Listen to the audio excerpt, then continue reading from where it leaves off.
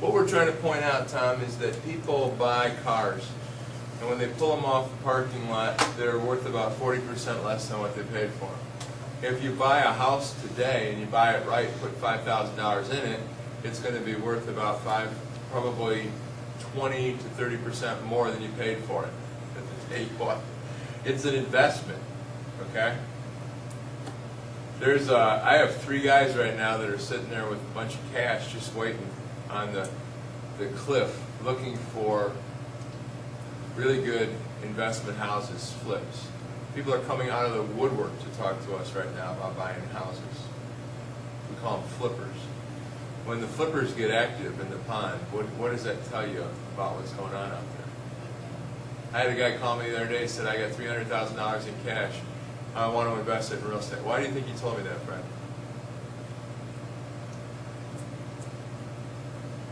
Probably because of all the foreclosures and...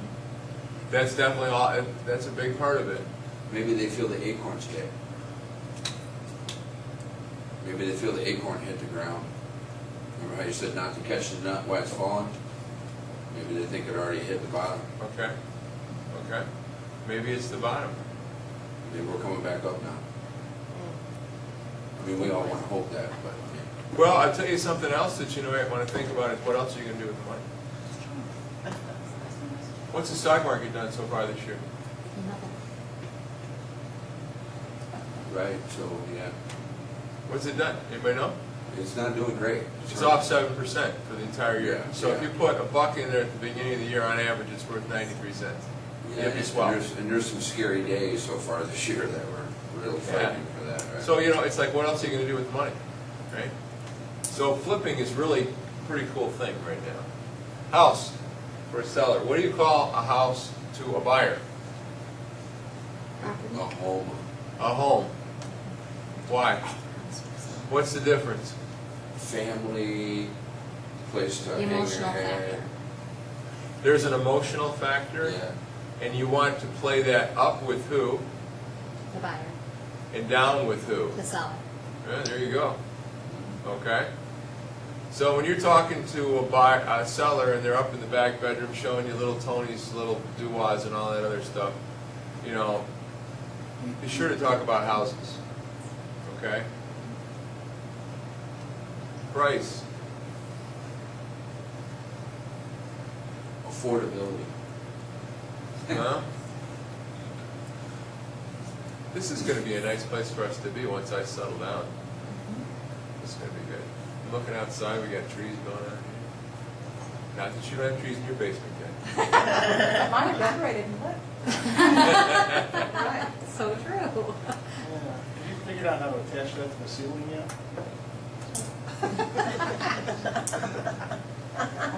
This tree in the corner. I'm like, I didn't get it. I didn't get it either. Price is total investment. Okay? Price is total investment. You contract. Ooh, contracts. Contracts are used to make an agreement to kill somebody. Okay? The word contract has a tendency to scare people. Okay? Price has a tendency. Payment has a tendency. These are words that polarize thinking. Agreement. Forms. Agreement. Your agreement. Okay? Don't ever use the word listing in front of a potential seller. Okay? What do you use instead? Paperwork. Paperwork's fine. Marketing agreement. Okay? Permission to work for you. Permission to work. Good. Contract. Agreement. Buyer.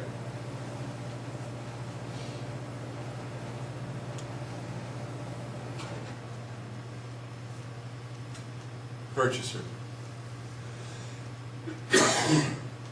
Seller. Don't talk about sellers in front of who?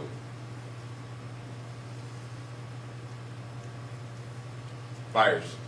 Why?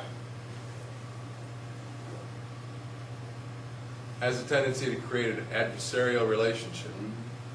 Why is that? I don't know. I don't Because either. there's a person trying to get more money out of them. buy, sell, you know, all that Yeah. stuff. It sets up this context for the whole conversation. Okay, talk about purchasers, talk about owners, talk about purchasing, talk about total investment, monthly investment, stuff like that. Seller becomes the owner. Hey, Gabe, can I borrow some money from you? I need a pop. Yeah, because I'm just thinking right now. Lemonade. No, it's fine. I'm gonna run out the car because I gotta get some for me too. I'll be right back. Thank you. Run away. All right. Monthly payment is your monthly investment, okay? Some of this stuff seems a lot more minor than it is. With an auditory person, these words are absolutely critical to get down.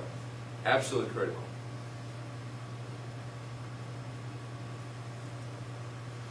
Renters do not understand that through tax advantages, instant equity, principal reduction, stability of payment, all of these issues that they create a package, an investment package, and they can use that investment package to change their life. Renters don't know that. All they know is, what do you think they know? This is my rent payment, this is my house payment. That's it. That's all they know. You gotta know this stuff, you gotta get it in front of them, and you gotta make it work. Use glamour words like elegant, amenities. A glamour word is a word that is commonly known but not commonly used. Okay? I'm going to talk this morning about creating an environment for your buyers. Okay? And by that I mean, I want your buyers to feel like they're doing a little fine dining when they talk to you, when they go out with you. You know, when I show houses, I wear a tie.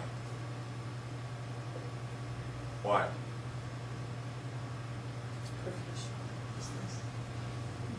It's the buyer feel like they're important. You dressed up for them. Exactly. Right. Okay? You want them to feel like, you know, they're out for $100 dinner. That's the impression you want to create. That's the ambiance, that's the mood that you want to create when you're showing and selling houses. You want them to feel like this is something special, and most importantly, I am something special. Okay? I know. One of those mornings. We'll get it. This is our first shot at this, guys. I promise.